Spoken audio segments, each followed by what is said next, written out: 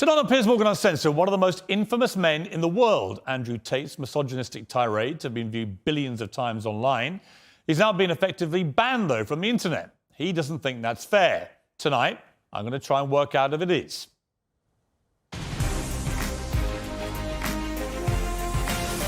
From London, this is Piers Morgan Uncensored.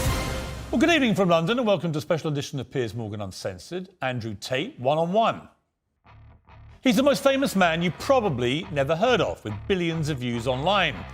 At one point this year, more people were searching Google for Andrew Tate than Donald Trump or Kim Kardashian. A former professional kickboxer, he was kicked off Big Brother in 2016 after a video emerged of him striking a woman, in what they now both claim was a consensual sex game.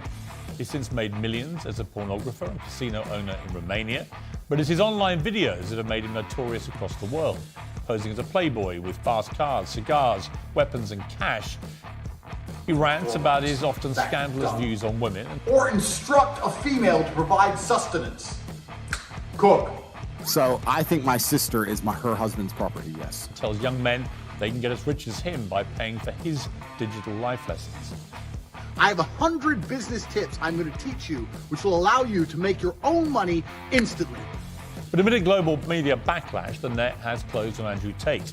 While millions still share his videos, he's effectively banned from the web, booted off Facebook, YouTube, Instagram, Twitter and TikTok. To his fans, he's a misunderstood satirist and the victim of big tech censorship. To many others, he's a malicious misogynist. Tonight, I'll try and get to the truth. Well, some of the opinions Andrew Tate shares in his videos are undeniably deeply offensive. We're going to show you some of them on this show. I think you should see them for yourself, not simply hear what he says about them or what other people say about them. Tens of millions of people across the world follow Andrew Tate, and with a big following comes a big responsibility, as well as a public interest in holding his views to account. If outrageous opinions are read aloud, they can be challenged and exposed for what they are. If they're silenced, the person holding these views can become a martyr.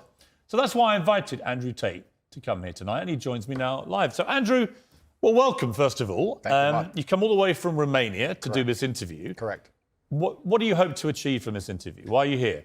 It'd be interesting to have a conversation with you. You've certainly been the subject of your own divided opinions in the world. There's a lot of people who would say some of the things you say are perhaps dangerous or toxic. So I thought you'd be a good person to speak to about this subject.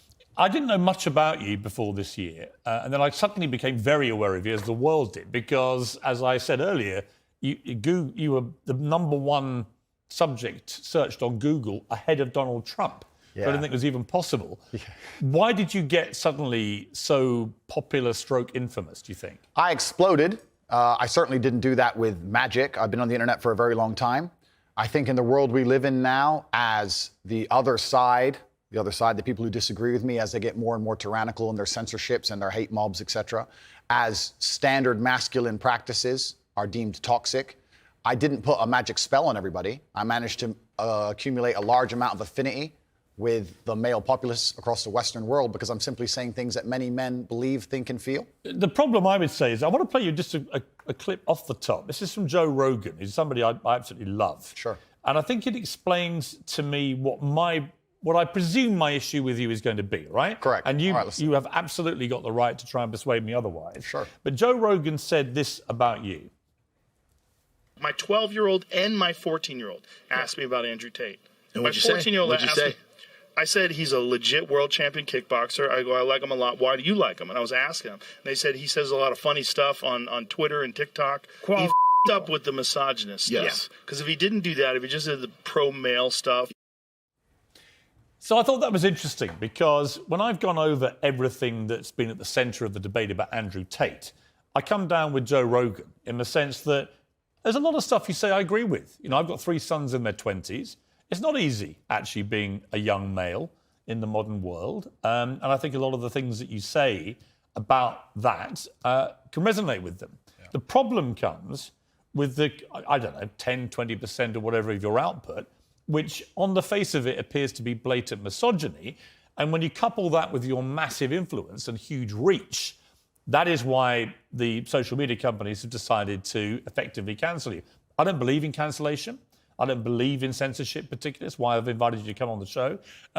But I do think a lot of the things you've said are blatant misogyny. Do you accept that? So you made a very interesting point there. You just said on the face of it appear to be blatantly misogynistic. I understand that on the face of some of the long format content I've made, if you're going to take a few seconds out of hours, chop it up, put it all over social media, accompanied with my massive fame, then things can absolutely not be taken out of context. I do not hate women in any regard. I have no negative relationship with women. No women have come forward saying I've hurt them. I have no criminal record for hurting women. There's no way I can be seen as the face or the devil in regards to how men treat women on the planet. I'm absolutely and utterly the opposite. I believe in protecting and providing. I've been misunderstood. There's been large contingents of people who have tried very hard to purport lies about me. And the truth of the matter is, I've been producing content for a very long time. Hours and hours of videos been cut down to 2 or 3 seconds of clip. Those clips have gone viral and people misunderstand me. But I think you've used this phrase and be taken out of context. And I'm not sure that is correct in the sense that it still comes out of your mouth. And some of the things some of the things you've said, I just think are blatantly. Well, let's do them. Let's hear them. Let's go through some. Sure. Right. So you said this about Me Too / rape. This is probably 40% of the reason I moved to Romania. In Eastern Europe, none of this garbage flies. You go to the police and say he raped me back in 1988. They'll say, well, you should have done something about it back then.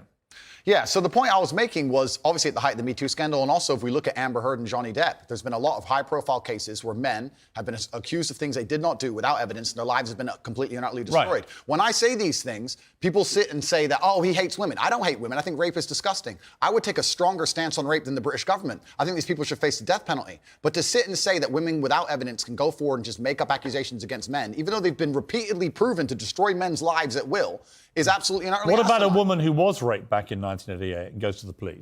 Then the man should face absolute and complete justice. But do you understand that when that clip appears on TikTok as a clip, and all right... As a clip, completely. Okay, but it's still something that came out of your mouth. Do you accept that when that appears on TikTok, a lot of young, maybe not as smart as you, young men, right? Impressionable, teenagers, will read that and go, what's he saying here? Is he saying that rape doesn't exist? No, I completely. I'm not going to sit here as a professional and say that I can't be taken out of context. What I will say is that one small sentence you've taken was from a 1-hour video where I explained that, of course, rape is disgusting. Of course, everybody should be punished for their crimes regardless of when they happen. But people are not perfect, male and female. And if you give women the opportunity to destroy men's lives without evidence, there's going to be a contingent of women who will do that. I'm trying to make a balanced and nuanced argument in a world where people have no attention span. They're going to take a few seconds, put it online, decide someone's good or bad, not be interested in the longer format video. And here I am. No, I'm certainly a person who takes personal responsibility. That's who I am as a person. But we live in a world now with TikTok videos 5 or 6 seconds long. There's no content. Do you think women are the property of men? No. The point I was making... Why have you said they are? Because I made a religious point. I said that when a man marries a woman, the woman's father walks her down the aisle, and hands her away to the man. Traditionally, this is what it says in the Bible. I'm a religious person. I believe in God. I live in the most religious country in the world. So you do think that the woman becomes the men? I think she takes his last name. I mean, let's watch the clip that you said about this so that we can get it in context. So I think my sister is her husband's property, yes. When a bride is walking down the aisle to marry the groom, the father walks next to her and gives her away. True or false?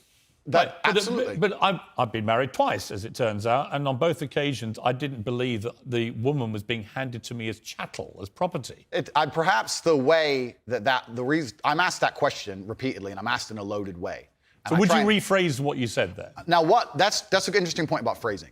The way I would say things before I was famous, I have to take personal responsibility and accept that if I make a video that 500 people see and 1% of them misunderstand it, that's not a problem. If I make a video that 5 million people see and 1% of them understand. So specifically on that point, I think my sister is her husband's property. She took his last name. She married him. She wanted to join his family. She has said it herself. Right. So she's still a sovereign individual. She's absolutely not a sovereign individual. Property means that the husband owns your sister. Listen, my friend, if we want to argue about this, you need to go back to the Bible, to the Quran. You need to argue with religious leaders. No, I'm not talking about anything in the Bible or Quran. But that's what it says. No, I'm asking you what you think. I think that if a woman marries a man and she decides to take his last name, that they have different roles and responsibilities within that marriage, and I believe that. That's not the question. I believe the father. I am. The father hands her. Don't behave like a politician. The father hands her to the man. Right, but don't be a politician, because I think you're a straight talker, Sure. right? You keep telling me you're a straight talker. I think my sister is her husband's property. Do you regret saying it like that? I understand that with my newfound fame, perhaps it could be phrased differently. However, I still believe that a woman is given to the man in marriage. That's what I believe. Yeah, but not as property. No, the property is the word that other people use when they ask me the question. But as an equal partner in a loving union. That's what marriage actually means. It doesn't mean that when you get married, the woman is given to you as a bit of chattel. Agreed. So why say it? But that's the way that people ask me the question. People say to me, they ask the Oh, question. hang on. You can't blame people for asking you questions. Surely, if you want to be accountable for what you've said, you've got to own your responses, not blame the question. I own the response. Like me asking you a question now and you say something and then say, well, actually, I blame you for asking. I understand, Piers. Piers, I understand. I believe the woman is given to the man. I believe she's given away by the father. I believe she belongs to the man. So fundamentally, all right. So fundamentally, you do believe that a woman becomes a man's property at marriage. I believe she belongs to the man in marriage, correct. Right. Oh, you see, that to me is misogyny. And you're entitled to your opinion. Right. But do you not understand why people think it is misogyny? I understand why some people can be very offended by what I say. What they do is they take a point like that and they ignore all the other points I make the other way around. Yeah, but that's why I've repeatedly asked you about that line to see if you've changed your position. But the reality is you haven't. It's not about changing positions. I'm a full-grown adult and I stick by the things I say and I'm responsible for them. Which, by the way, is fine. Absolutely. But you did say at the start of this little exchange, you said, I wouldn't maybe say things the same way now that I did before I was famous. And yet, actually, you've doubled down and said exactly the same thing. On certain points. So that is what you believe. That's my point. Yes. I'm trying to work out, look, I don't know you. We've just met, right? Yeah. I'm trying to work out who Andrew Tate is and what you actually believe. I don't want to twist anything at all. Then let me make it very, very clear to the camera. I believe a woman is given to the man in marriage. I believe that. I also believe a man has a duty to protect and provide for her. I believe a man should lay down his life if something happens or his wife's life is threatened. I believe that women and children first are on the lifeboats. But men, I believe that men. But a man doesn't own a woman. It's not. No. It's okay. Unless they literally buy them as a slave. Well, obviously, we're not talking about that. We're talking about religious, biblical marriage. We're talking about something else. Yeah, but I'm a Christian. I don't believe that I own my wife. Do you believe your wife was given away to you when she took your last name? I believe that there is a process where a father traditionally walks his daughter down the aisle and hands his daughter to this man, and they stand there and become a union of two loving people in a partnership. No, because there's no ownership involved. I didn't say ownership. He's not selling her. The father of the bride isn't selling his daughter. No, absolutely. Well, that's what property means. She becomes a member of your family. Is it? I think we're arguing over semantics. We're not, though, because fundamentally, I don't believe a man owns a woman. You do. Well, I don't think a man owns any sovereign individual. I don't think we live in the world of slavery. I don't own any men or any woman. Right. Nobody owns When anybody. you use phrases like property, that's what you imply. I understand. And so my point again is, you're a smart guy, right? Correct, There's no denying that. You're smart, you're a good talker. I've seen a lot of the stuff. But what I don't think you quite fully understand. No, I understand very well, when Piers. young, impressionable people who are not as smart see things like, I think my sister is her husband's property, yes, and you've just reaffirmed that belief, they think that they have the right to own women. I understand that very well, Piers. That's why people think you're a misogynist. Completely. I understand all of this very well, which is why when you're saying I was backtracking, I'm not. Do you have any regret, though, over the way you phrase this stuff? Well, this is the point I was trying to make. The point I'm trying to make is, when I was not nearly as famous and I was making long format content, I was not sitting there anticipating I'd become the most Googled man on the planet and that a few seconds could be taken out of context. That was not my anticipation. No, but it's still what you believed. It's what you believe now. So what's the difference? It's not about, you're asking me, you're saying that young people who are impressionable. If you said to me, look, Piers, honestly, I've had time to think about this and I wish I hadn't said it, I don't believe that. That's one thing. Actually, you've said the opposite. You said, actually, that's what I think, yeah. I think that when it doesn't really matter whether you recorded it when you're famous or not famous. It's what you actually believe, right? I believe that a man has a duty to protect and provide for a woman. I believe that a woman's father gives her away to the man. That's what I believe, and that's in my marriage. That's the circumstance I'm going to live under. If people want to live in a different scenario, that's completely theirs. Their prerogative. You went on to say about authority over women. If I have a responsibility over her, I must have a degree of authority. Yeah. For the same reason, if I have responsibility over and people are going to use their mind, it's an example, an analogy. Responsibility over a child, I have to have some authority. Yeah. So you believe as part of your ownership or your property of the woman, you have authority over her. No, I believe if you have That's what you said. I believe if you have responsibility over something, you have to have a degree of authority or you can't be responsible. Yeah, but authority means, again, that you're the boss. The point I'm making, if you'll please let me finish on this point. The point I was trying to make was talking about the safety of a woman.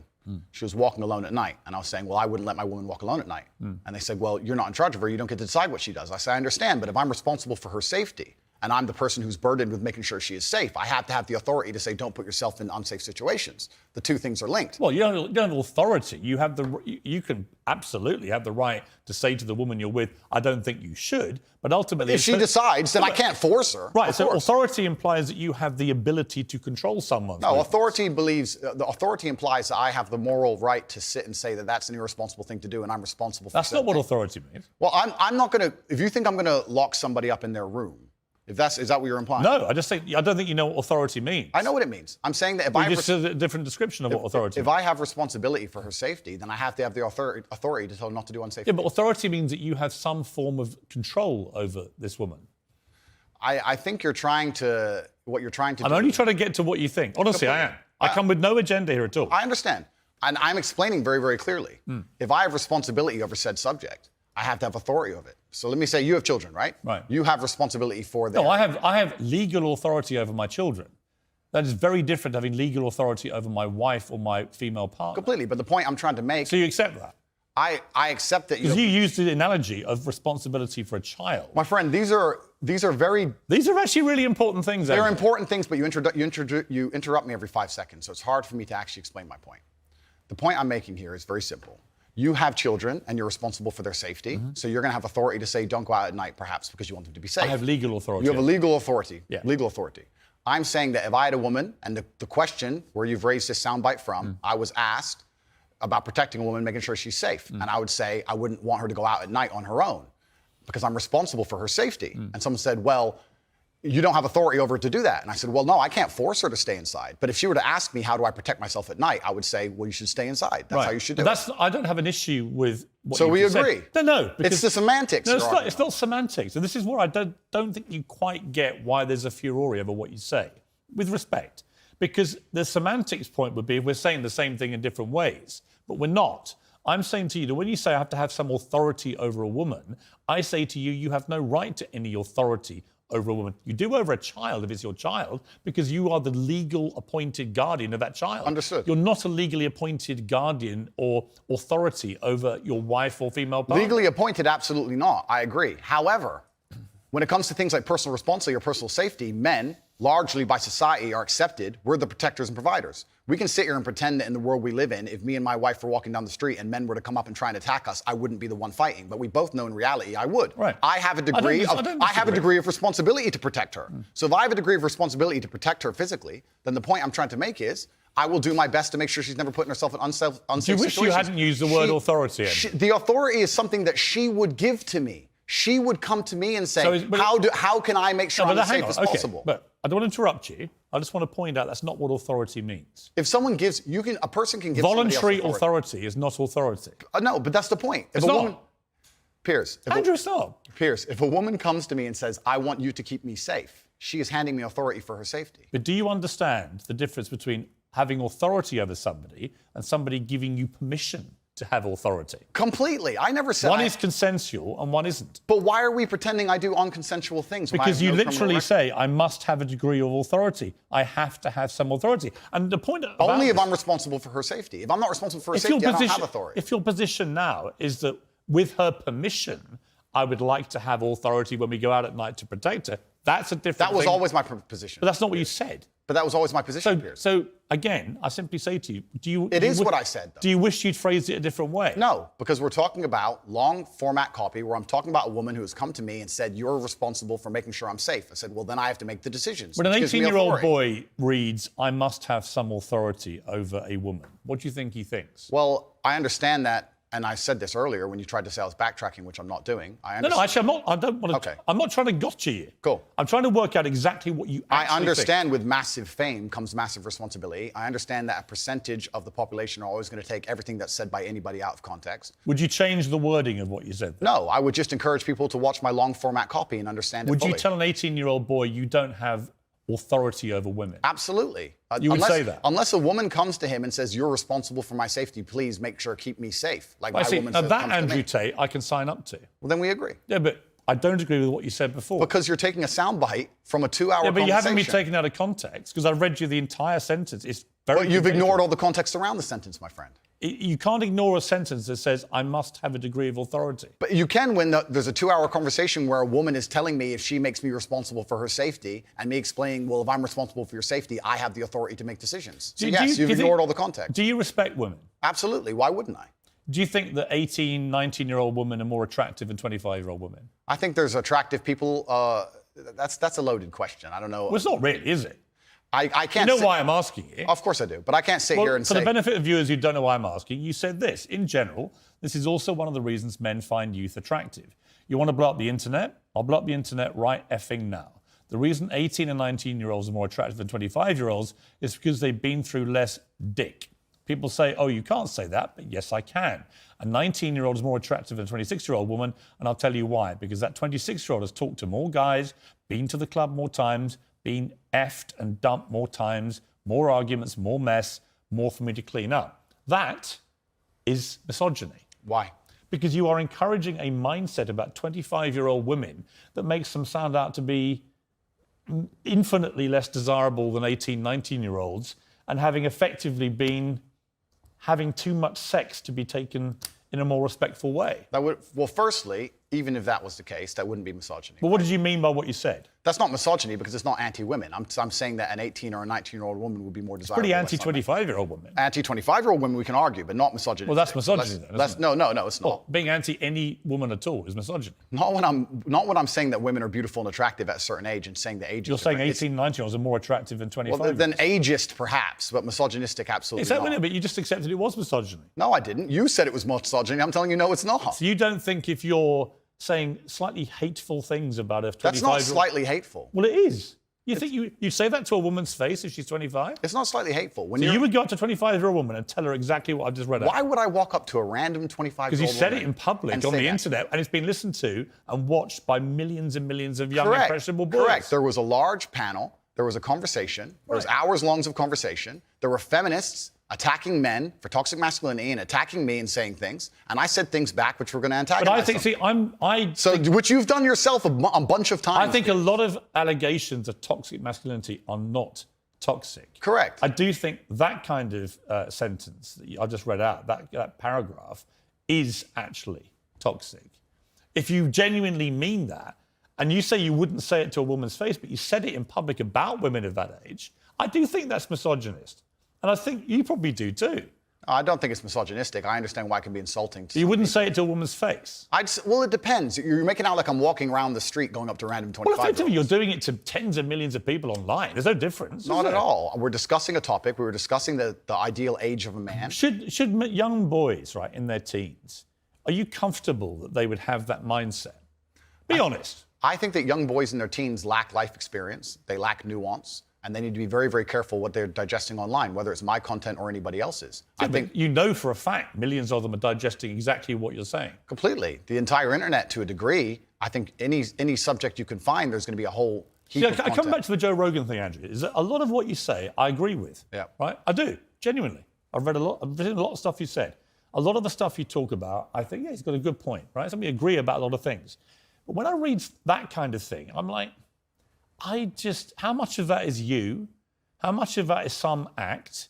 Do you regret saying stuff like this? I don't. And actually, do you see it as weakness to admit you shouldn't have said something like that? No, I don't live with regret. I think what's happened is that, like I said, long format content, arguments with feminists, arguments with the toxic masculine crowd, arguments with the left, and they're going to take a small clip, small sentence from ours, and they're going to try and paint me as a villain. But I'm not left or right. I don't know what you are, Piers. Exactly. That's my point. But that's my point. And I understand. And you're doing exactly as I knew would happen on this interview, which is because you're a busy man. You're not going to watch hours and hours and hours of video. Actually, I have watched hours and hours of video, and I'm going to come to the stuff where I agree with you, and I'm going to come to the stuff about your censorship, which I have issues with. So this is, it's a long interview, right? Sure. I just thought off the top, you said to me, and you were quite bold about it, well, go on, then let's go through these. And you should keep going. I will sit here and stand by what I said. I believe that on that, I just read to you then. Yeah. Do you wish you hadn't said that? I understand how it's been misconstrued. I understand how it's been weaponized against me. Do I regret it because it's been weaponized and used against me? Well, that's slightly annoying. That's not why I want you to Did I regret. at the time mean what I said in the context of the conversation, which obviously you're not familiar with and the people at home are not familiar with? No, I meant what I said.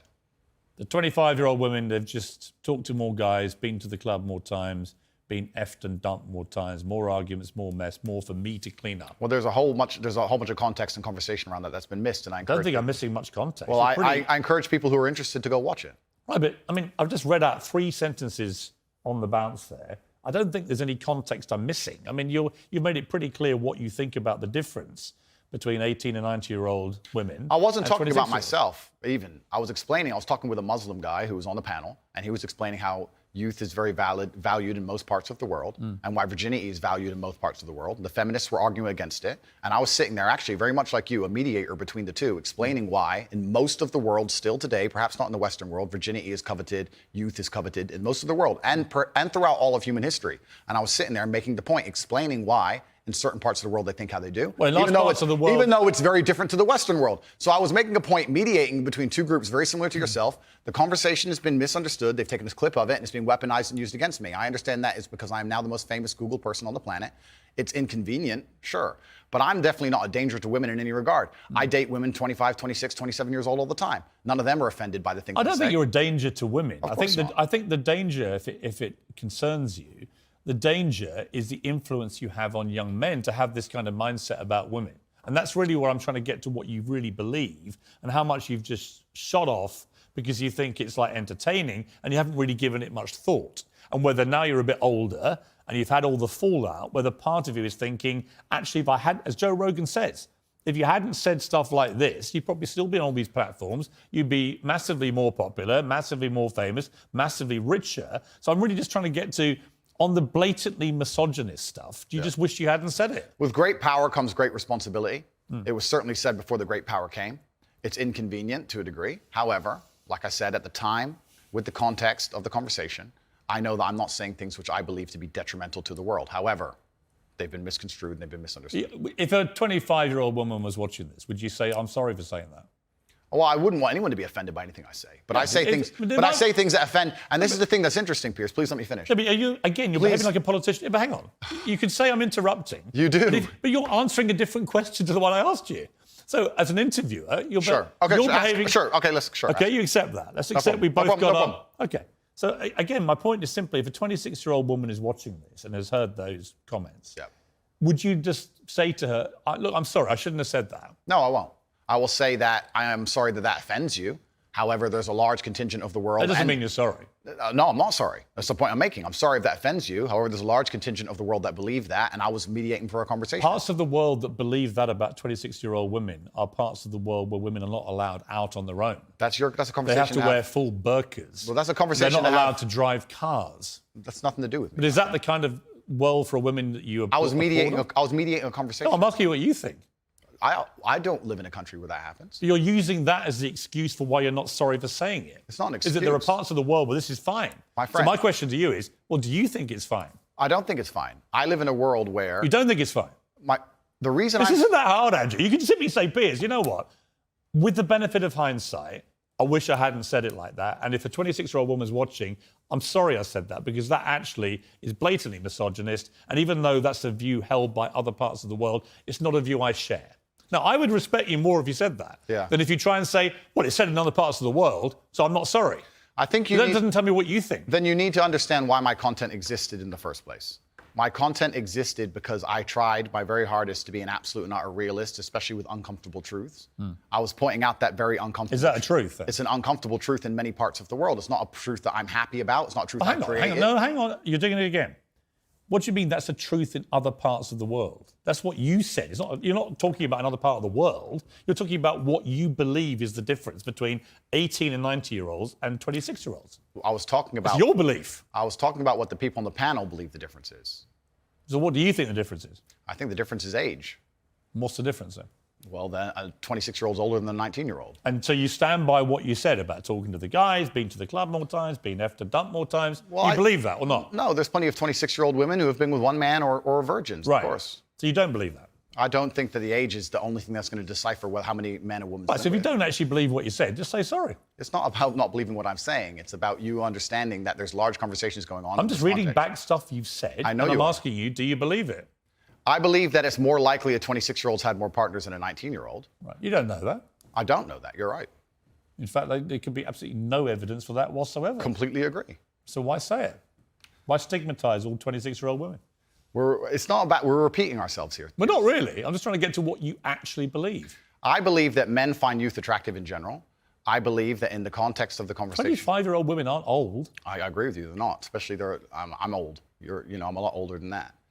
The point I was making was part of mediating a panel, a conversation between feminists and some Muslim guys. I get it. Okay, I get it. good. But So you you want- understand why I said the sentence. But as far as I know, you weren't espousing what a Muslim man might think. You were espousing what you think. I was espousing what the people on the panel believed. But you were saying what you think. I feel like you're trying to pin me down. If it's not what you believe, just say, I don't believe that.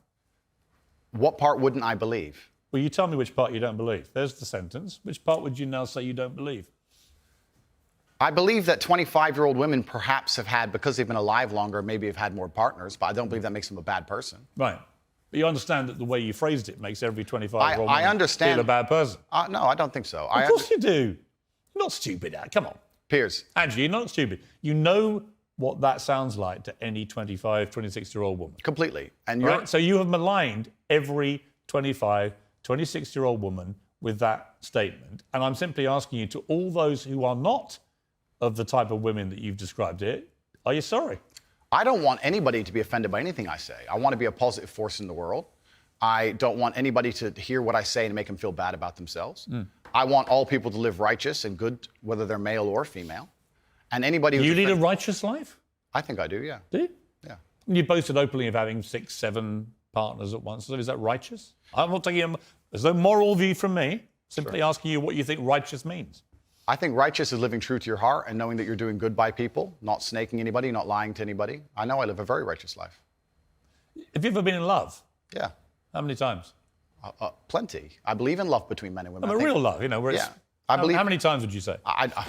Enough. I believe men and women are a beautiful union. I think we're slightly different, but when we work together, we're the most powerful force in the world. How many women have you loved?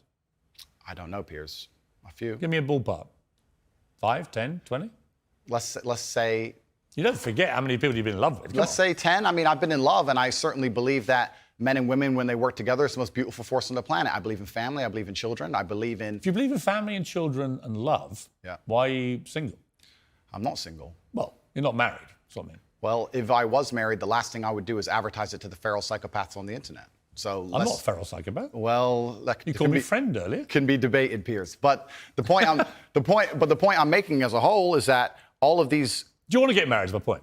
No, but let's please for a You second. don't or you do? Let's please for a second, because you've interrupted me so many times I've failed to. Well, actually, I've only full answer interrupted you, out. just to be clear, when you've actually answered a different question. Cool. Well, then on all these points you're And you've making, admitted that. on all these points you're making on repeat, you're taking these sentences and on repeat you're using you're weaponizing them against me. I'm I not understand. weaponizing anything. Okay, it's fine. No. The You're point- weaponizing the weaponizing, which No doesn't problem. exist. No problem. But You said to me, come on, bring it on, read out all the things that you think are blatant misogyny. All I've done is literally read out all the things we identified from all the research that I thought were blatantly misogynist and Understood. given you the chance to respond. And the only time I've interrupted you is when you've tried to answer a completely different question. Understood, Piers. But these things were said in large context where often I'm talking about how, for example, on the same podcast where you've read one of them sentences from, I was talking about how it's a man's duty to die by a woman. And the guy asked me, he said, if 10 men with knives attacked your woman, wouldn't you just... I said, yeah, I'd stand and die. I'd never just run away because I have a duty as a man. I must die on the spot to protect her honor and my honor. I'm talking about a man having responsibility to his duties. I'm talking about the old traditional ways of masculinity. And what happens is a few sentences from such a long conversation is taken and used against me. I understand that. So I want you to understand that I'm talking about protecting and providing for women. I'm talking about a man making Do you sure want a to get woman- married? No, but this is we have to all feed into each other, Piers. I'm talking about It's protecting. not a hard question. No, but I'm talking about protecting and providing for a woman. I'm talking about a man being responsible for her safety. I understand. So of course I believe in men and women. Of course I believe in love. Of course I believe in marriage. Of course I believe in family. No, but none The of that was idea my that I question. don't believe in the Andrew, idea that I don't believe in these things I is didn't crazy. ask you if you believed in it. I asked you if you're going to get married. One day, absolutely. You'd like to.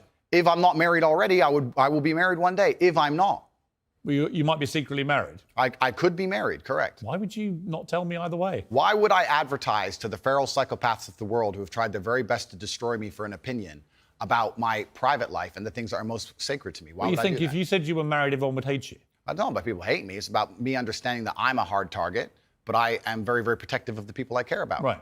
But you believe in the concept of marriage. Completely. That's what we were talking about the whole time. What do you think? We talked about a man giving a woman away. Okay. I believe in marriage more than anybody. In here's fact, my- I believe in marriage no, please. Okay. I believe in marriage in the traditional sense. I believe a man has a duty to stand up and be a real man. I believe that the problem with the world today that we are facing is that not enough men are sticking to the age-old ways of masculinity. Mm-hmm. I believe that me standing up and saying a man must protect a woman and provide for her, so he needs to make sure that she's safe. He needs a degree of authority to I have protect no her. problem with- But people do have a problem with it. I'm not, sorry. And that's the world we're in now. Andrew, I'm over here.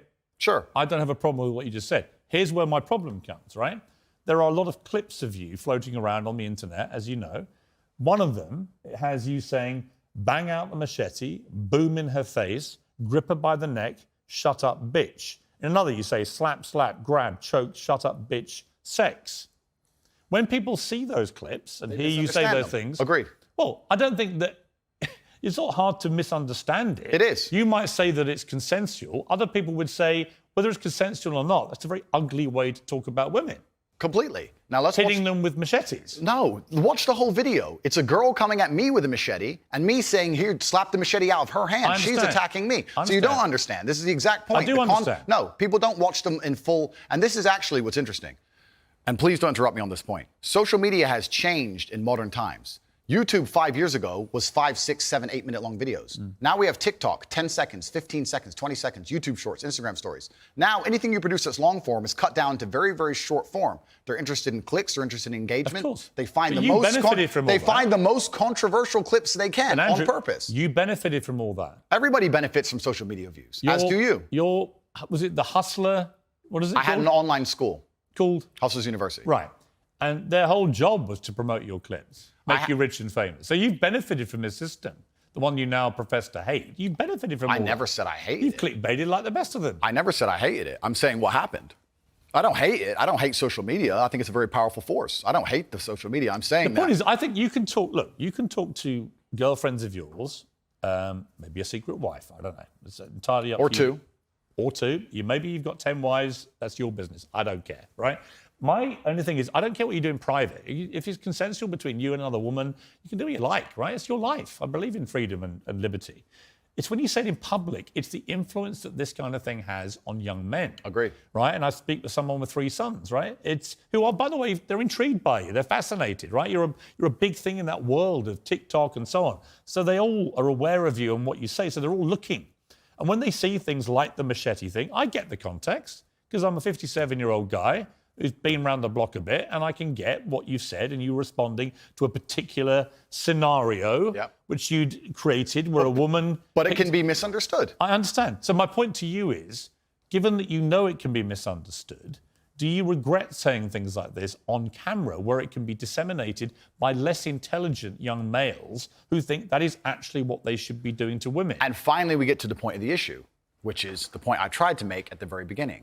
When I made a video before I was famous that got 500 views, me being concerned that 1% of people will misunderstand it was not relevant. Where you start getting 5 million views a video, 50 million views a video, 1% of people misunderstanding Doesn't change what becomes no, it doesn't. But it becomes a much larger problem. I understand. So with great fame That's true. comes great responsibility. Right. So I agree. Would I now that Here's my I'm famous? yes. Do I say things the same way as I did back before I was famous? Absolutely not. Right. As neither would you or nearly any other famous person on the planet. So my Once you logical- become famous, you have to be a lot more careful with I how you understand. say things. I understand. So my logical follow-up to that remains, do you regret then saying it the way you said it? I can't live in regret by saying something before I was famous on a camera which barely anybody watched, and then I became famous afterwards. That would be a very asinine way to view the world. Do I can't live in. Do you stand by all those things? I can't live in regret because I didn't know I was going to become the most famous man on the planet. That regret would be the wrong word. Is it inconvenient?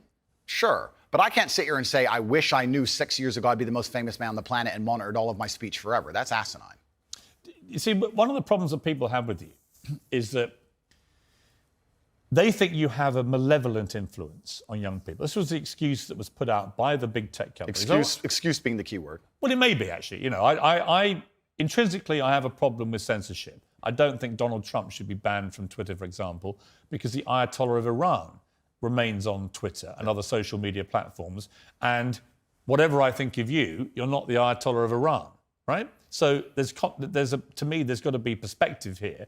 And I don't understand the inconsistency by what companies like Twitter, how they treat the leader of Iran and someone like you. It seems to me they're much more draconian on people like you than they are with people who perhaps should not be allowed platforms. But generally, I don't really agree with no platforming people. But I think what's interesting talking to you is it seems to me like you have gone on a bit of a journey of self-awareness about the impact of some of the stuff you said in the past, and you have said you wouldn't say it again in the same way. Now, you may not want to express regret for that, but it shows me that at the very least, you have evolved to somebody who recognises that these can be quite damaging in the way that you said them. Completely. As a professional and as an adult, it would be stupid for me to sit here and say that now that I'm the most famous man on the planet, my words do not have more impact than they did before. With impact, with power comes responsibility, and things need to be worded in a very careful way. Now, when I do a long format interview, I have to sit there and consciously understand that any 10 seconds of that can be cut and used against me. So I have to be a lot more careful with how I say my words and how I construct my sentences. Of course, we agree with all of that. That's exactly what's happened to me. I agree with all of that. I don't want to be seen as a negative influence in the world. I know that there's a whole bunch of men. I get thousands of emails a week from men whose lives I've saved. I get thousands of emails a week from men who are on the verge of suicide and I've saved their lives. We're talking about... And by the way, I don't dispute that at all. You have almost certainly, I would think, from everything I've read about you, I think you have certainly been probably able to be very helpful to young men who have really struggled for self-confidence and all that kind of thing, right? Completely. I'm completely prepared to accept that. But there was also, I think, quite a disturbing piece that BuzzFeed did. And it talked about the negative impact of young, impressionable male minds when they've read or seen some of the more inflammatory things you've said. And they quoted, for example, Sandy, 22, from Washington. My father's gone from a man who minored in women's studies in college, who was kind and in touch with his emotions, treated all people, men and women around him, with kindness, to a man who says that whenever he sees an effeminate male stranger, he gets an overwhelming urge to murder them. He loves podcasts. He listens to a lot of podcasts. I know he's listened to Andrew Tate. Whoa. Let's stop for a second. Let's be professional here, Piers, because you're a professional, as am I. First, she said, did you say that my father went? She said, my father has gone. Her father. That's a full-grown man, firstly. So we're talking about my impact on children. You just talked about a full-grown man here. Secondly, I've never talked about murdering effeminate men in anything online ever, in any context ever. So I don't know why they have taken some random person I've never met in the world who's full-grown, an adult, and come to their own conclusions who I've never met and lumped his name in with mine. That is absolutely unfair on every level. I didn't read this BuzzFeed. I didn't read this BuzzFeed article, but after hearing the first point, I know it's trash. That is complete garbage. What to is sit your, and say what that is I'm your the view? reason this man believes what he believes. I've seen a quote from you, and you can tell me what you feel here about this. Sure. You talk about people don't want to see men dressed up in dresses. Transgender. That's not exactly what I said. What did you say? I said the reason I am so popular and I'm so famous is that there's a large contingent of men who don't want to wear makeup, who still want to make money, go to the gym, be strong, drive a fast car, be traditionally masculine, and don't want to be shamed for that, and they don't want to be called toxic for that. That is the reason I'm so massively famous. That is what I said. What do you think of transgender people? That's nothing to do with me. I'm not transgender, and I don't understand the issue like they do. They Are you transphobic? Do you consider yourself that? Transphobic? What? Afraid? Well, it kind of, yeah. You have I don't live in fear, my friend. I have no problem. Do you have a dislike of transgender people? I don't know any transgender people. But do you have a dislike of what they stand for, what they are? No. Why would I? I don't know. That's not my issue. That's not my issue. And that's actually quite interesting because when I was attacked, a lot of these stupid articles like BuzzFeed, because it's ridiculous, that first point proves anyone with a brain knows that that's garbage. When they attacked me, they lump a whole bunch of things in together. They say misogynistic, racist, transphobic. They just put them all together at random. No, I'm mixed race. By the way, I don't know where they get these. They just get these buzzwords and put them in a sentence. By the way, I completely agree. It's crazy. And I've had the same thing done to me. Okay, well, and there I'm you go not then. calling you anything. I'm asking you what you personally believe you are. It's not an issue I discuss. What I do discuss is So you support transgender people? I support individual liberty. I'm a libertarian. Yeah, so you support transgender people? Sure. Why not? Exactly, yeah. So, but my point is, as a whole, you're saying that I'm saying I don't want to see men in dresses. I'm saying no. You support gay people? Sure. Yeah. I'm saying there's a large contingent of men in the world who like the idea of the traditional masculine view of the world, who feel happy when they watch 80s action heroes with big muscles and they run around. And there's nothing toxically masculine about having a fast car and a beautiful girlfriend and making a bunch of money. And Nothing at all. Absolutely. And those are the people who are my fans. I and agree. I'm but saying, but the problem is, okay, I'm going to interrupt you just to say this. No. Okay, but you're saying that I have a problem with men in dresses. I'm saying no. The people who watch my I've answered content. that question. You've answered. Yeah, but the people who watch my content don't want to see men in dresses. Clearly, I don't wear a dress.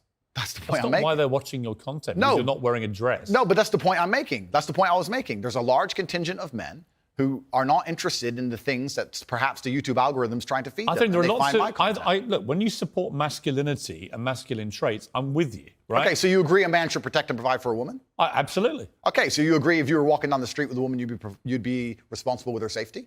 Yeah. Cool, absolutely. So if that woman wanted to walk alone at I don't night think I have authority over the woman as we do that. Okay, so let me ask you another question, Piers, because we are professionals. Let's say your woman decided she wanted to take a nice little walk through the south side of Chicago at 2 a.m., and she wanted you to go with her, and you were responsible for fighting and dying on the spot if she was attacked. Don't you think you would say to her, no, we're not going out right now, it's not safe? Yes. Okay, so you'd have authority to make the decision. So No, we I agree. wouldn't. So I we would say, so I we don't agree. think you should. If she decides to, it's her own volition. Well, if she decides, you're not going to stop I have her. no power to stop her. Completely. But you think you do. No, I don't think I have power You to stop her. clearly do. No, I think I have power to make the decision. I think, no, that's not So sensible. if you have the power to make the decision, you have the power to stop her. No, because And if that's she- where we differ. And that's why I think it's interesting about you. I don't think you really think through what you're saying. I think through what I'm saying Because so carefully. Yeah, but Andrew, what Piers. you've literally just said is that you have the power to stop No, her. I said I don't have the power to stop her. I'm not going to lock her in the room. I'm saying that. So if she wants to go on her own, then she's going to go. then But you as a don't have couple- authority to stop her. Okay, but as a couple, if we're going to sit there and decide if we're going to take this. You asked me, would I feel a sense of responsibility for her safety? Absolutely. Agreed. Absolutely. So would let me I finish, have the Piers. power or authority to stop her doing it? No. No, of course not. So let me finish, Piers. You're not going to stop her walking out the hotel. Of course, it's her decision. She's a sovereign individual. My point is that usually in a couple, you'd sit there as a team and you discuss, and perhaps on certain issues, the woman will know more about X and she'll decide X, and the man might know more about Y and he'll decide Y. So I'm saying if we're as a couple and we're sitting there and deciding, as a couple, as a team, and she says she wants to take this late night stroll, I'm going to say, you know what, I'm going to veto this one. I'm going to call veto do you on this one believe because in- it's dangerous, Right. which to a degree would give me, in that particular scenario, a degree of authority. If she said, I don't want to listen to you, Andrew. It doesn't give you authority. If she says, I don't want to listen to you, Andrew, I want to go on that walk, then what can I do? Say, well, then Then you don't have authority. Then I wish you the best, my love. Then you don't have authority. Cool, then it's a semantic argument. Not really. I think It's is. the complete opposite of what you said you had, which was authority. No problem, Piers. No problem. But I think Let we me ask actually. you about what do you believe about depression? Do you believe depression is a real thing? I believe that feeling depressed is real. I don't believe depression as a clinical disease is real, no. Really? Correct. You don't believe people can be clinically depressed? I think PTSD is very real. Unfortunately, I have some friends who suffer from that. I know that feeling depressed is real. I believe that the number one power you have against these things are trying to take control of your own mind and affecting your own life. I believe that it's not healthy to hand over all your power and believe that depression is an outside disease that you can't affect. I know that when I've had difficult periods in my life, and also many of my friends, like I've said, suffered from PTSD and been through terrible things. I've lived a very difficult life, and I know people who have, that the things that made them feel better is when they woke up and said, you know what, I'm not going to allow this to damage me anymore. I'm going to take responsibility. I'm going to get up and I'm going to fight this as hard as I Right, can. and by the way, on that, I agree. So we right? agree. My favourite speech is the Rocky Balboa one. to Okay, the so sun. then we agree. No, we do. Here's where we don't agree. Piers. You don't. No, hang on. You got to let me Sure. interject when I don't agree with you. Sure. Right?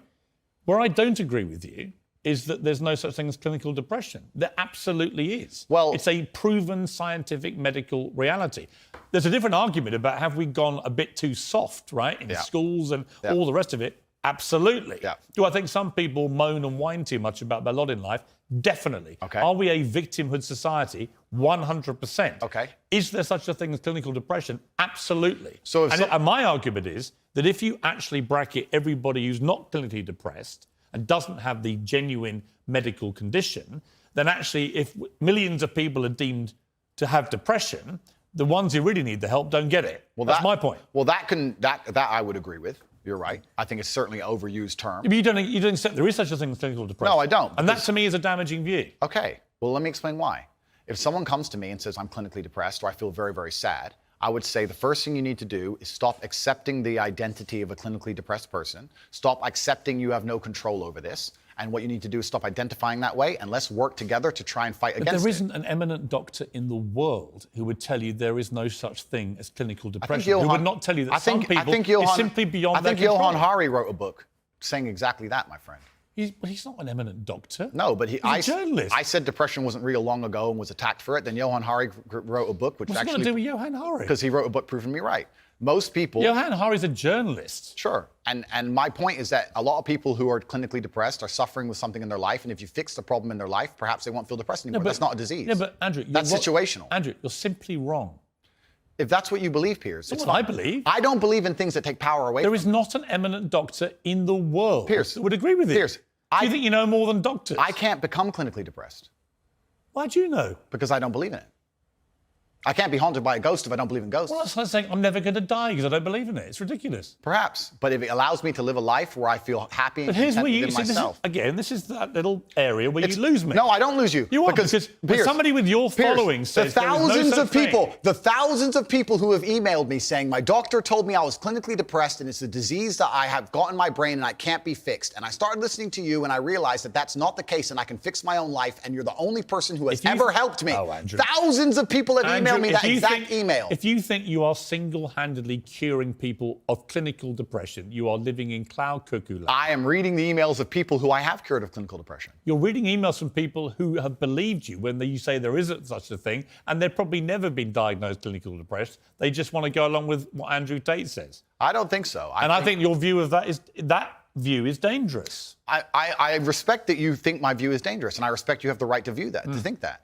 I think that clinical depression, I actually agree with you, is massively overdiagnosed. I've already said that PTSD is a very real thing. I've already said... hang on. Okay. Again, you're misquoting me. I did not say clinical depression is massively overdiagnosed. I said that people who claim to be depressed but don't have clinical depression, I think that is massively overblown, right? In other words, there are a lot of people who just have a bad day and declare, I've got depression. Yeah. And I say, well, have you been to a doctor? Have you been clinically diagnosed? If you have, and you have clinical depression, that's one thing.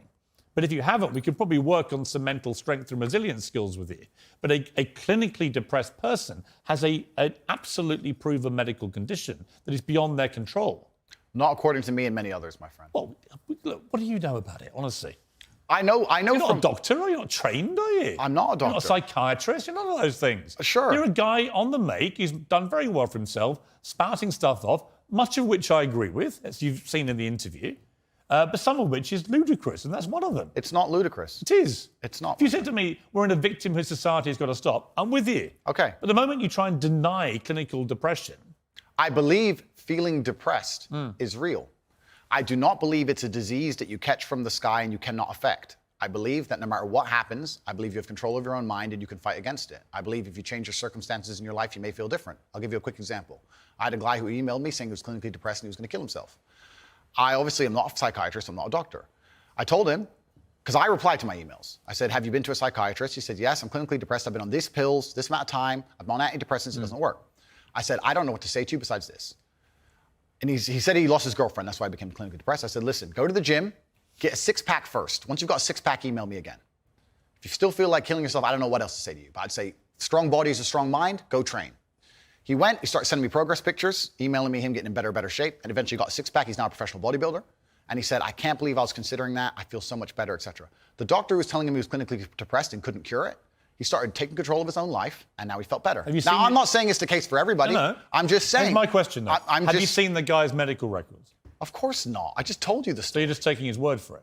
I am taking the word of a man who emailed me with a bunch of medication and specific doses. You're denying proven science because one guy writes to you who you help and you've not seen any evidence he ever had clinical depression diagnosed. I'm denying the idea that... And on the back of it, you go on your rants in public to tens of millions of people denying something because this guy writes to you and says he had it and you cured him. And I think that's a dangerous mindset, Andrew. That's fine. And that's where you don't have a responsible view of your influence over Disagree. people. It's very responsible because I'm saving people's lives. I disagree that if you feel depressed, I disagree that you cannot affect it and change your life and take control and fix yourself and feel happier. I disagree with that. Do you think I refuse to accept that there are people out there who cannot become happy, contented individuals. I refuse to accept we live in a world where God has created people who, no matter how hard they work and how good their life becomes, can't be happy. I don't accept that. I accept that the universe is a very giving place and that God loves all of us. And if you try your best and you work hard, you can become a better person. And I also will argue with you, and I'll counter the point, that you sitting here on your platform telling people they have clinical depression, there's nothing they can do about it, is far more dangerous. Okay, well then, if they have clinical depression... Why do you misquote me? No, because you're saying... You hate being misquoted. No, you're saying if people have clinical depression, then I never said there's nothing to do about it. it. They go to a doctor and they get diagnosed and they get help. Then I would argue the point that if It's the somebody... complete opposite of what you just said I said. I would argue the point that if somebody has depression of any kind, whether it's clinical, whether it exists or not, whether they feel depressed or not, whatever, that taking control of their life, taking personal responsibility and working hard is always going to be the positive, best thing they can possibly do for their life going forward. How and the people positive going is around it? them. So sitting here saying, I don't believe in clinical depression, you don't believe in depression. No, I don't. I believe that people can take control and fight against things. Right. I believe in personal sovereignty. Right. Fine. Good. So we agree. No, we don't. Yes, we do. No, we don't. Piers, you're on my side. You're afraid of being cancelled along with me. As I said to you from the start, That's all I it is. agree with a lot of what you say. Completely. So we're But talking I'm about... taking you to task over the stuff I don't agree with. Sure. And I'm just not sure you understand why it's wrong, which is in itself quite revealing. Let me talk to you about Alex. Let me talk to you about Alex Jones, right? Who I have a bit of history with. He tried to get me deported from the United States. Oh, did he? Yeah. What is your view of Alex Jones? I think that Alex Jones is a sovereign individual who, very much like the rabid left, deserves a chance to speak on his points of view. I think that the truth on issues is usually somewhere in the middle between two extremes. And So you think Sandy Hook was staged? I don't know anything about Sandy Hook. Really? You know he's just been sued by the families for millions and millions. I have no idea. You don't know anything about it? No. So why would you support someone in public when you know nothing about the most infamous When thing have I attached to supported it? him in public? You have supported him in public. I've been on his podcast. Yeah, but you said nice things about him. I say nice things about lots of people. What do you think of Alex Jones? I said nice things about you, Piers. That's fine. So you should. I'm a nice person. So to sit and say that I've been on a podcast and I say nice things about But him you means said I you support his right to speak about things like Sandy Hook. I don't know Sandy Hook. I don't know. And You know what it was it was a mass shooting. of school children. Okay, but to sit and he, it's actually no. Let's stop for a second. Please don't interrupt me. Here's why I know why you're good at your job. First, you interrupt people a lot, which is good. It's a good skill, Actually, and then there you go. Prove me right. But here's exactly and the timing's good. Here's exactly what I do. I only interrupt people like you when you either refuse to answer the question or answer a completely different one. Sure. And I want to remind you of what the question was. Fair enough. That's Or fair. when you misquote me back, which you've done repeatedly through the interview, where you say, you see, Piers, you agree with me. And the viewer who's been watching will go, no, he didn't. Cool, no problem. The other thing you do is you try and set these traps like now. So you're saying What's the trap you think I'm setting? You're saying that I agree with every single point of view a man has. I literally didn't say that. You're saying, well, you support Alex Jones. Why would you misquote me? Because you're saying you support Alex Jones and you said you've been on his podcast and he said this. I don't know What do you think of Alex Jones? I don't know everything he said. What do you Piers. think of him? I think on his podcast he was cordial. I think he was professional on his podcast. I've also done podcasts with rabid leftists and people who openly hate me. Is it wrong? I do a podcast circuit. Okay. So and I don't know everything he's ever said. When somebody like and I don't know what you're trying to get me here because I did a podcast. If you let me get a word in edgeways, I'll tell you. It's a lame trick. If you let me get a word in, I will tell you. Let's go. Alex Jones said that Sandy Hook didn't happen. It was staged by actors. Okay. This compounded the appalling grief of the families of those poor 20 children who were gunned to pieces by a lunatic with an AR-15 semi-automatic rifle. They were already grief-stricken beyond belief, and this guy poured petrol onto that grief quite deliberately to make a huge amount of money from his InfoWars fake news bullshit. And as a result, a lot of the families have now sued him, and they've won, and he's going to have to pay back tens, maybe hundreds of millions of dollars in damages to these families. And quite right, it won't do anything about the pain he caused them. Some of them actually had people turn up outside their houses with guns because Alex Jones had told them that these parents were making it all up. They were all staged actors. It was all run by the government. So I simply say to you, now I've told you that, what is your view of Alex Jones? I don't see why any of that has to do with me. It's very interesting. I've done the guy's podcast. I know him well. He was professional and courteous to me. When I meet somebody and they show me respect, I show them back respect. That's what I do, as I did with you. You respect him? If somebody shows me respect, I show them respect back. So if Adolf Hitler showed you respect, you'd respect him back? That's a stupid question, Piers. It's not. It's a logical extension of your argument. No, if in 1931 I was walking through Germany and a man come up to me and said, sorry for bumping into you, I'd say, sorry, no problem, mate. I'd show respect back. What if- I don't know, what are you trying to say? That I sanction the Holocaust? You literally just said if somebody respects you, you respect them back I say if somebody automatically. shows me respect, I show respect back. That's a good way to go through life. Whoever it is. If somebody shows me respect and is courteous to me, I'm courteous back. How Yes. can you respect somebody who caused such misery and pain to Sandy I have Hook no idea the specifics of the thing you're discussing. I don't understand any of it. Well, when you I don't go- know anything about it. when you You've go- told me your version of events. When did you go on the podcast? I was on the podcast about four times in the last 4 years. I did one So relatively recently. So four times you went on Alex Jones's podcast. Correct. Promoting him, helping him make money. I don't think it was promoting and helping him because, Well, it's his podcast. well, yeah, but I've been on the podcasts of people who absolutely hate me. I've been on liberal left-wing podcasts. I've been on feminist That's podcasts. fine. And no, you just sat here saying I would like you to agree, perhaps we can agree on this point, that I'm not a feminist. I go on feminist podcasts.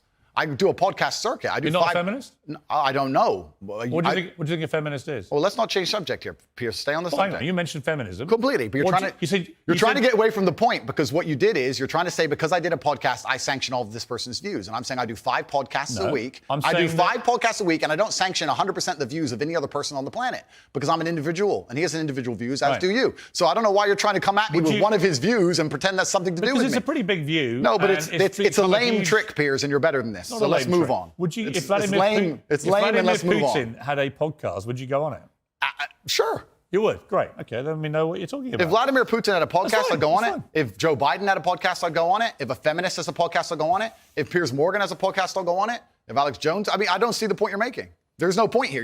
You're digging, but there's nothing to find. Well, I'm not. I'm taking your position that if somebody shows you respect them. I think that I'm saying there are lots of people in the world I do not respect. If Vladimir Putin showed me respect, I would not respect him. that's your opinion. But No, it's my view. What's okay, your that's view? your view. Well, Your view is you would. You're sitting here, Piers, saying that I'm on uncensored show, and in your intro you said that it's important that we don't have echo chambers and we have varying Correct. and that we have varying opinions. Correct. But then you're saying the people you don't like, you wouldn't go on their podcast. No. So you are a hypocrite. No, I I'm will not. go on anybody's podcast I and don't think you discuss understand. any point. I don't think you understand what censorship means, do you? Like a lot of words we've had problems with today. You're just saying you're just What do saying. you think censorship means? No, but the point I'm trying to make here. Hang Piers, on. What do you think censorship means? Don't hide from the fact that you're saying you will only do podcasts with people you like. Why do you think that's censorship? No, that's your prerogative. My prerogative is What does it do with censorship? I'll discuss opinions with anybody, and I've done hard left wing. Why are you not asking me about the podcasts I've done for the people who are hard liberal By the left way, wing? I don't care whether they're left or right. Okay. Extremists to me are all nuts, right? Then we agree. Yes. So perfect. Good. Next subject. All right. Here's my next subject. It was a very serious case here. Jesus. And before you move on, sorry, Piers, but before you move on, I do find it kind of disingenuous. And I know we're on a show, and I don't have a personal problem with you, but it is kind of disingenuous to try and sit here and lump me in with some school shooting. That's nothing to do with me. That's That's nothing to do with me. On any level. Let me respond. On any level. Let me explain. Like you just said, you've been on this podcast 4 times. In 4 years. Since he said the whole thing was staged. I don't know when he said And I think the fact that a smart guy like you wants me to believe you had no idea that Alex Jones, who's been in the news now for the last 2 years for being sued by these families for the most heinous thing imaginable of pouring petrol onto their grief by claiming that shooting was staged. The fact that you're pretending you didn't know about any of that. It's not about pretending and I you've didn't know. been on his podcast 4 Piers, times, Piers. supporting him and making him money. So damn right I'm going to call you out on it. When I do a podcast, if you think I spend time analyzing the point of view of that person and everything they've ever said You should. for years beforehand, It's not years, it was minutes in most cases. years and years. When did you last go on his... When did you last go on his Piers, podcast? You trying to lump me in and attack me for a person whose podcast I do having a view is absolutely childish. Because I've done a bunch of podcasts with people. you would do a podcast... I've done a bunch of podcasts with people who are advocating for things that I do not agree with on every single level. In fact, most of my podcasts are me disagreeing with people. So it's completely crazy that you're trying to lump me in with that. That's cheap. I think That's cheap. You are completely misconstruing the point of what I'm saying. I think deliberately. No, what you're trying is a cheap trick. And I'm just making it clear to the It's not a audience. cheap trick. It's a I'm just cheap curious where your moral line is. It's a cheap trick. Where's your moral line? I disagree with the points of view with the majority of the people I do podcasts with. So it's a very cheap trick you're trying here. So when I don't know people where it's gonna invent vile things to make themselves rich off the back of families of little kids who've been blown to pieces with a machine gun, or a semi-automatic version of a machine gun, I think that is actually a line I wouldn't cross. I wouldn't be happy to go on someone's podcast when they've been responsible for doing that. It's not about political views or differences of opinion over facts. It's about somebody deliberately inventing a pack of lies to compound the grief of families. And I'm curious, you don't think you have any need to go down any kind of moral quandary about people like that before you continue to allow them to use you for their own promotion? He didn't use me. He didn't use me for Why his does he have you on the promotion. podcast? Because we disagreed and discussed points like we're doing with you right now. Did you call him out on that? Are you using me? We didn't discuss that. I'm not using you. I'm giving you a platform most people aren't giving you right now to show the world who you really are. Fantastic. So neither of us are using each other. I'm here on your show. I'm providing you with content. You're giving me a platform. And nobody's using each other. It's mutual. We don't agree on a whole bunch of issues. That's fine. And here we are. I think we've had a robust exchange. Yeah, just like I've done on nearly every other podcast. And if someone were to come and say to me in the future, there's something, heaven forbid, there's a skeleton in your closet, and someone were to come to me and say, you were on Piers Morgan's show, did you know he's X or he's done X? I would say that's absolutely nothing to do with me. Right. But I make the same point protecting you. I don't know what you do. I don't know your personal life. I can guarantee one thing.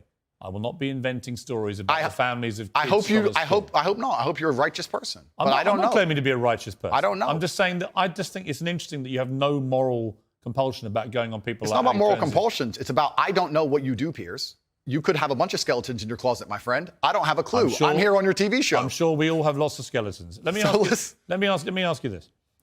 Interesting about the feminism thing. Sure.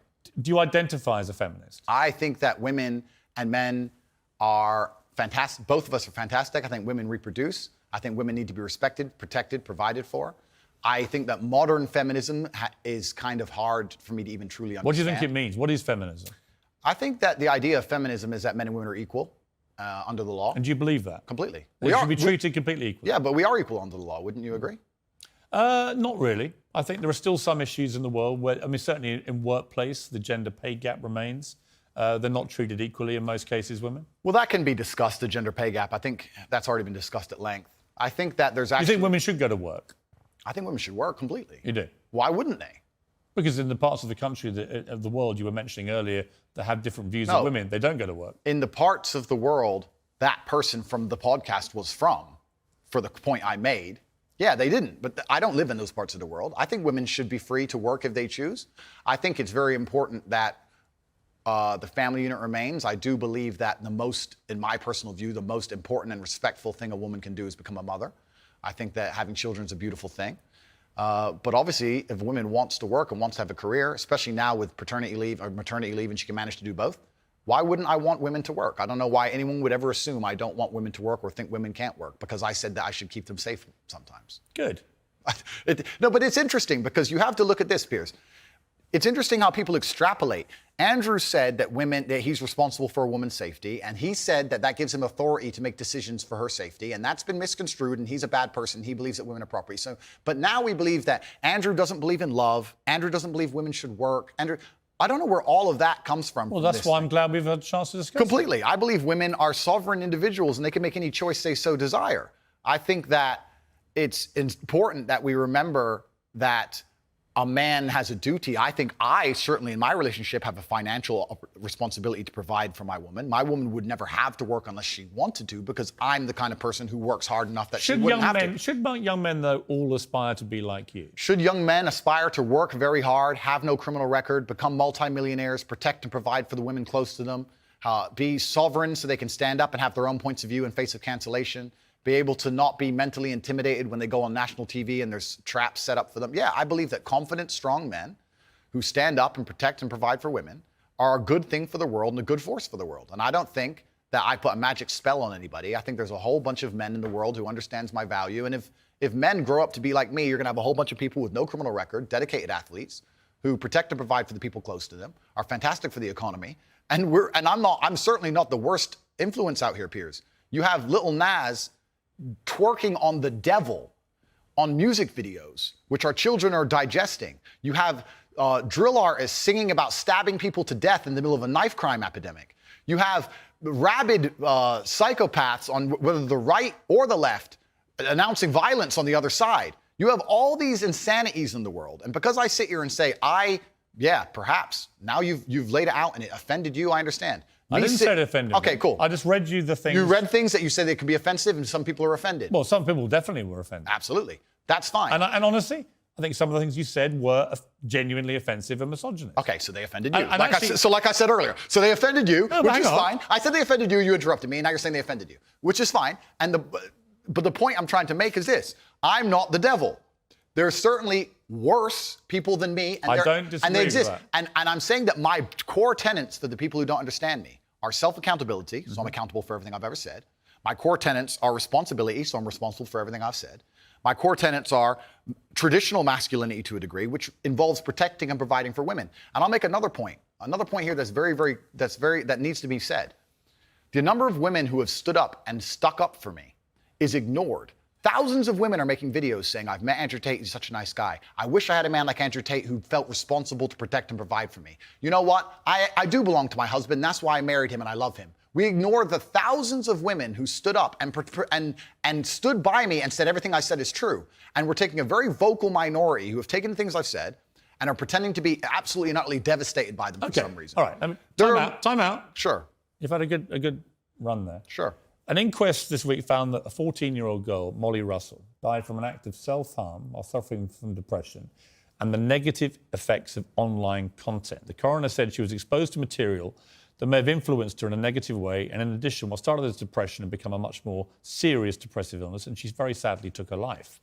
That's absolutely disgusting. Right. Her father. It's terrible. Her father's campaign for better protections against potentially dangerous social media algorithms, right? It says that the particularly graphic content she saw romanticized acts of self-harm, normalized her condition, and focused on a limited and irrational view without any counterbalance of normality. First of all, what is your response to that? Nothing to do with you. That's the first thing. Yeah, it is nothing to do with me. The fact that a 14-year-old girl took her life is truly sad. The world we live in today is the world we live in. The fact that something like that happened is almost mind-blowing to me. That's truly sad. I actually feel sad inside to see something like that. This fact that they just said it's romanticizing the gory element. I don't know what she was watching, some kind of suicide videos thing. I don't know where these things are created. Do you think the tech companies should be much tougher about stuff like this?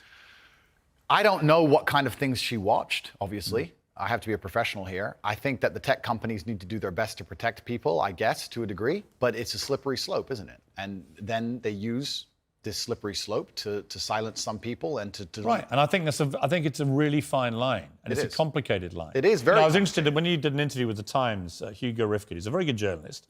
We did a big interview with him, and it was interesting to me his conclusion, because he kind of concluded that although he found a lot of the things he said awful and offensive, and he didn't like them, and he didn't want to be that kind of person that would say those kind of things, nor could he actually work out exactly what you'd done, which deserved mass wipeout by all the tech firms. I thought it was an interesting conclusion. I don't know the answer to that, other than the reason I mentioned the Molly Russell case, not because that has anything to do with you at all, and I reiterate that. Thank you. I simply ask you this. What has come clear to me in the interview is that a lot of things you say you wouldn't say now that you've said before. But I'd say them differently, perhaps. Yeah, right. So to me, that's an acceptance, not just that you want to get back on platforms, because maybe that was one of the reasons you were no platform, but that you've recognised and understood the potential harm to the wrong kind of impressionable mind by some of the things you've said. Would that be fair? I think that's 80% fair. I recognize and understand that with massive fame, you have to be more careful about being misconstrued. Like I said earlier, 1% of people misunderstanding you doesn't matter with a small audience. It matters with a very large audience. With power comes responsibility. I still believe the things I say. I do not want to be a negative force for the world. I also understand that I am a man who's lived a very difficult, nuanced life, and I am capable of making nuanced points that may be misunderstood by teenagers. However, that can be said about anybody and everything. Every opinion online can be misunderstood by children.